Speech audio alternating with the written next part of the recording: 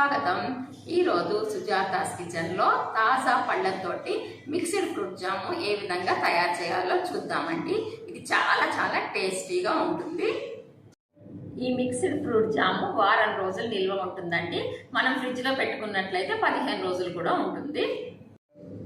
Mixed fruit jam తయారు చేయడానికి నేను ఒక కుక్కర్ని స్టవ్ మీద పెట్టుకున్నానండి. దలసరిగా ఉన్న గిన్నె కూడా తీసుకోవచ్చు. నేనైతే కుక్కర్ని పెట్టుకున్నాను. దీనిలోనికి ముందుగా నేను బొప్పాయి పళ్ళు ఈ విధంగా ముక్కలు చేసి పెట్టుకున్నానండి. దీనిని నేను కుక్కర్లో వేస్తున్నాను.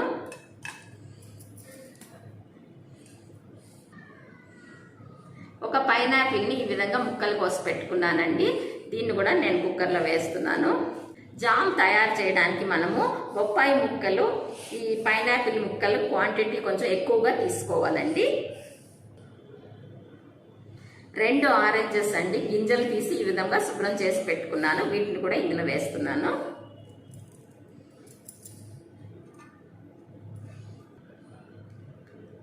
పావు కిలో ద్రాక్ష పళ్ళని ఈ విధంగా గింజలు తీసి సగానికి కోసి పెట్టుకున్నానండి. వీటిని కూడా ఇందులో వేస్తున్నాను. ఒక యాపిల్ని పైన తొక్క తీసి ఈ విధంగా చిన్న పీసెస్గా చేసి పెట్టుకున్నానండి. వీటిని కూడా నేను ఇందులో వేస్తున్నాను. కావలసిన ఫ్రూట్స్ అన్నిటిని ఇందులో వేసేసానండి. ఇప్పుడు స్టవ్ వెలిగిస్తున్నాను.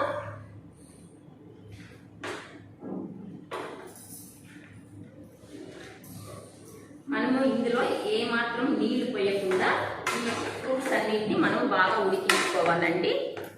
ఈ ఫ్రూట్స్ నుంచి కూడా మనకి నీరు వస్తుందండి. ఆ నీరంతా ఇంకిపోయే వరకు మనము ఈ పళ్ళని ఉడికించుకోవాలి. ఈ విధంగా పళ్ళల్లో వచ్చిన నీటితోటి ముక్కలు బాగా ఉడుకుతున్నాయండి. ఈ నీళ్ళన్నీ ఇంకిపోయిన తర్వాత మనము స్టవ్ ఆఫ్ చేసేద్దాము.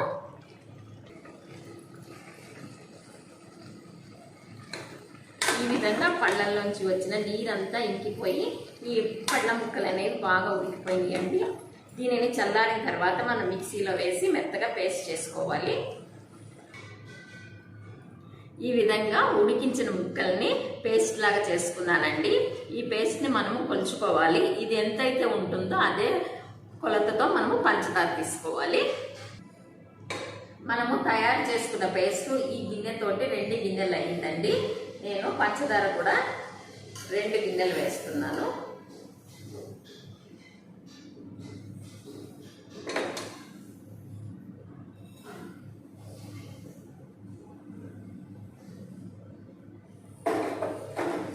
పంచదార తక్కువైనట్లయితే మనము ఉడికేటప్పుడు కూడా వేసుకోవచ్చండి, తీపి చూసుకుని. 1.5 స్పూను నిమ్మ ఉప్పు వేస్తున్నానండి. ఇప్పుడు స్టవ్ వెలిగిస్తున్నాను. దీనిని మనము ఇదంతా కలిసేటట్టుగా ఒకసారి కలిపి దీనిని మనం కలుపుతూనే ఉండాలండి. పంచదారలో బాగా ఉడికే వరకు మనం దీనిని కలుపుతూ ఉండాలి.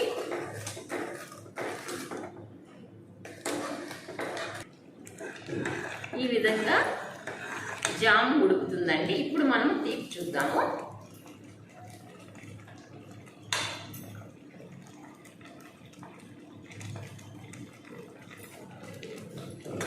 తీపి కొద్దిగా తక్కువైందండి. నేను కొంచెం వేస్తున్నాను.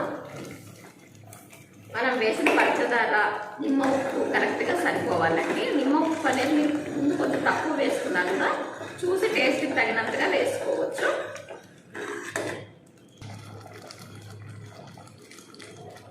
ఈ విధంగా జాము దగ్గర పడుతుందండి. ఈసారి బుడగలు రావడం ప్రారంభించాయి. ఈ బుడగలు వచ్చిన తర్వాత మనం ఒక 10 నిమిషాలు ఉడికించి స్టవ్ ఆఫ్ చేసేయాలండి. 10 నిమిషాలు ఉడికిపోయిందండి. ఇప్పుడు నేను స్టవ్ ఆఫ్ చేసేస్తున్నాను.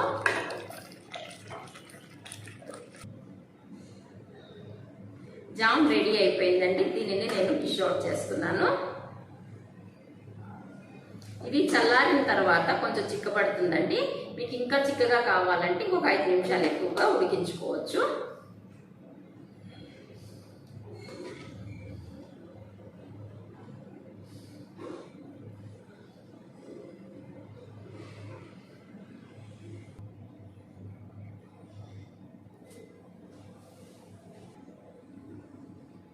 ఎంతో టేస్టీగా మిక్స్డ్ ఫ్రూట్ జామ్ రెడీ అయిపోయిందండి. మీరు కూడా తయారు చేయండి, రుచి చూడండి. నా ఛానల్ ఇంతవరకు సబ్స్క్రైబ్ చేయించుకోవాలట్లయితే please subscribe my channel, like my channel. Thank you.